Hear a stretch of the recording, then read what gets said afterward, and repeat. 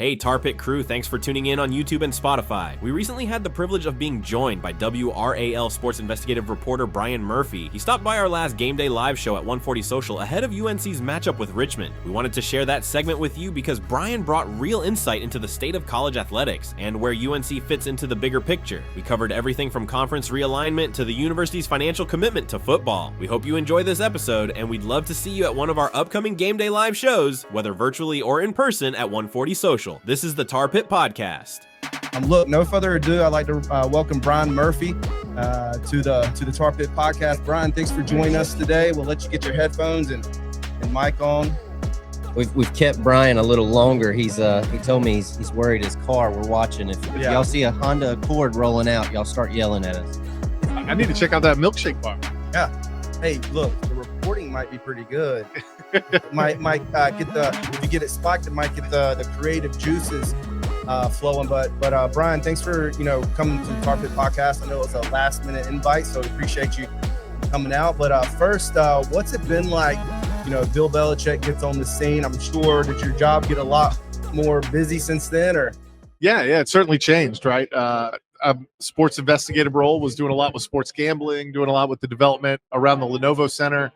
A lot of that shifted now to Bill Belichick and what it means to the North Carolina, to the entire university, to the entire university system, to their future conference realignment, everything. What it means for Carolina to invest this much money into football and try to become a football power, or at least a football brand.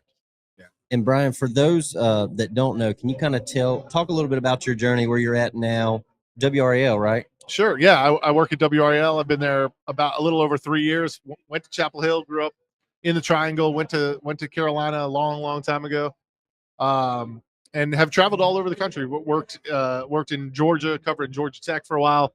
Worked out in Boise for a decade, covering Boise State during their rise. Spent some time in the Northern Virginia area. Actually covered Capitol Hill for a while, and came down back home here in 21. So it's been quite a journalistic journey all over the place, but no better place to be than back home.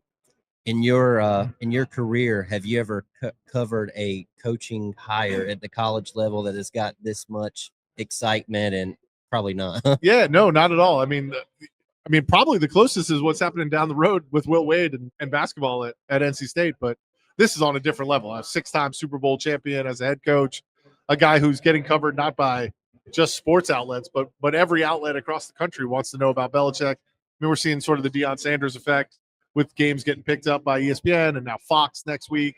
The interest in this story is bigger than I can remember for a coach in a long time. I mean, there's been teams that have had a lot of success and they get attention, but this is really just based on a coach coming to college football.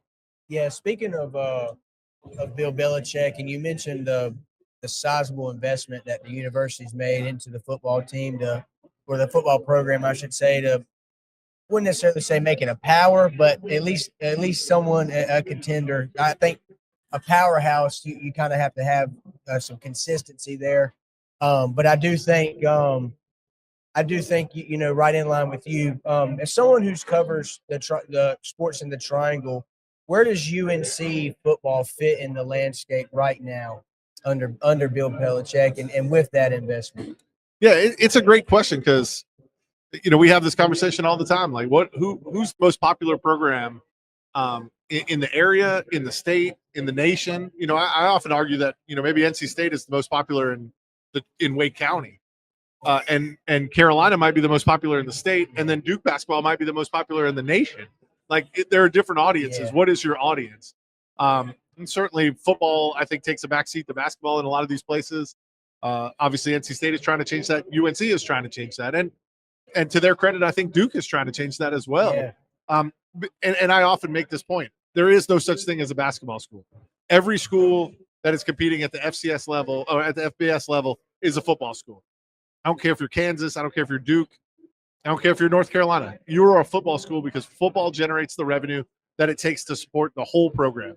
And the better you are at football, or the more money you generate from football, then the better all those other programs will be. And so it doesn't matter, what school you are. UConn is a football school. They've got to generate revenue from their football program to help pay for everything else. Now, obviously, their basketball program is super successful and doing a lot on its own. But to support the entire program, the entire enterprise, it's football. And Lee Roberts, I think, knows that better than anybody. And that's why you've seen tremendous investment in the football program here at UNC. When you're building a business, you got to spend money to make money, right? And I think that for the first time, we have really committed a lot of money to the football program. So I'm excited especially as a football focused podcast of what this could be. One thing I want to ask you about, because I know in your role, you're doing more so of the investigative reporting. Can you talk a little bit about we've heard things of conference realignment, SEC, Big Ten. Can you talk a little bit about that? Give some thoughts on that from your side? Sure. I mean, I don't think it's any secret that there are people on this campus, on the board of trustees, that have been outspoken about getting to a new conference, getting to the SEC, getting to the Big Ten. I think at one point there may have been debate about which of those conferences UNC would be better off in. I think most people now think the SEC would be the right spot. But I've talked to athletic department officials who say, who knows? Who knows what those conferences look like when we get an invitation, or what they look like when it is time to leave the ACC.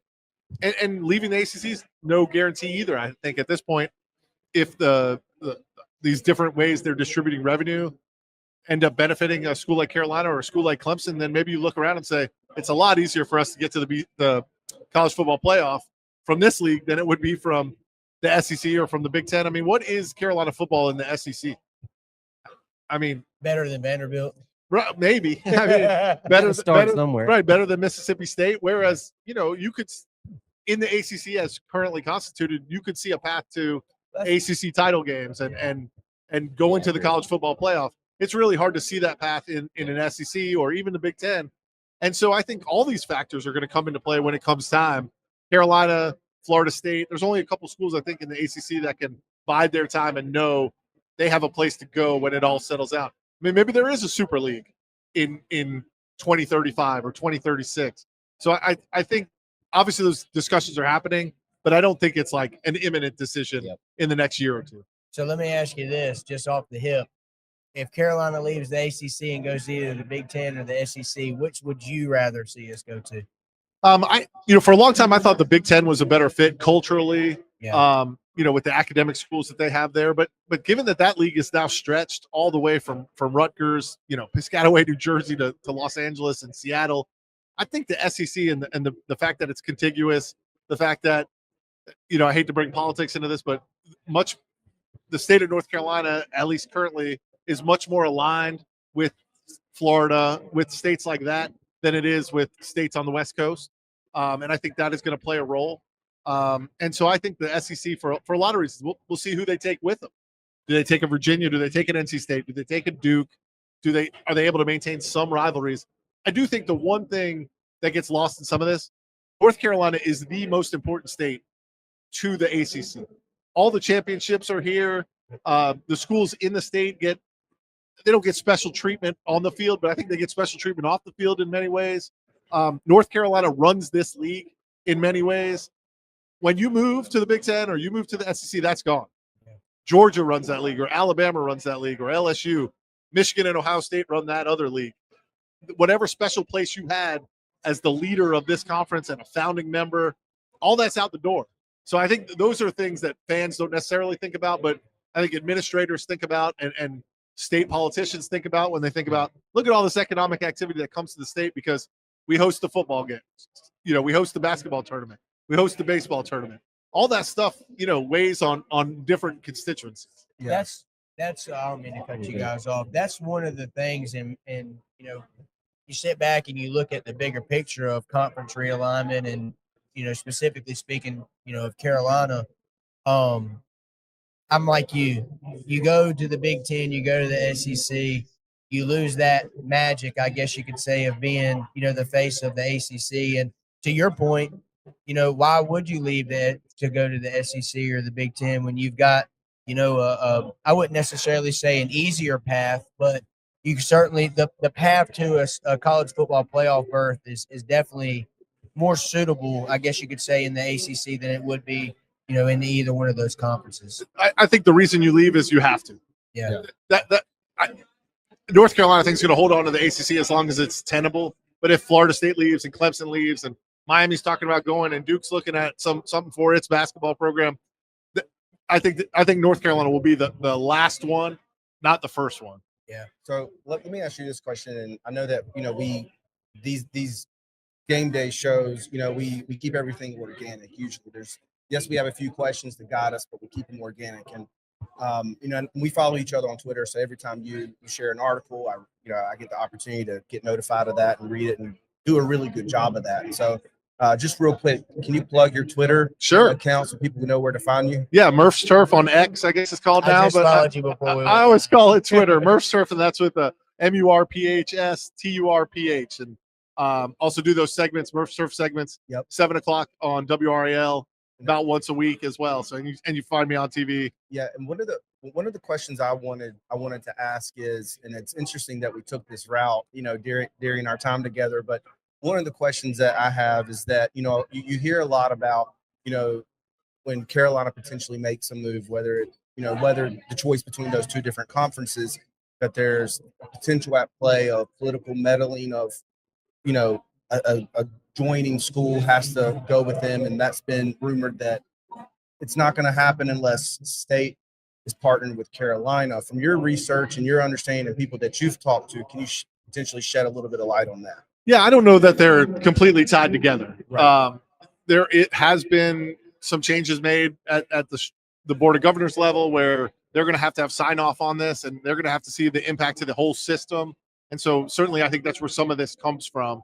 But I don't think in the end, if they say Carolina can make $100 million a year in this league, they're going to make them take NC State. I think they will want to see what NC State's landing spot is, because they're looking out for the entire system. But we'll send them to the Big 12. And if that's a valuable league, if that's a league that has stuff, but if they get relegated to the American, that might not fly. Like if North Carolina can keep the entire ACC going and it benefits the entire state, then there might be some trouble at the statewide level, because they're responsible for the economic development of the entire state, not what's best necessarily for the University of North Carolina. Right. One of the questions I wanted to ask, I kick it back to you guys, is that you've like you shared early on, you've had the opportunity to cover different landscapes in different states and different coaches and coaching changes, right? As an investigative reporter, it's just really interesting to read your stuff, right? That the hours, people don't realize, right? The hours that they go into this, go into work you do, and just simply like do it in this podcast, right? Here at 9:45 to get everything set up, right? But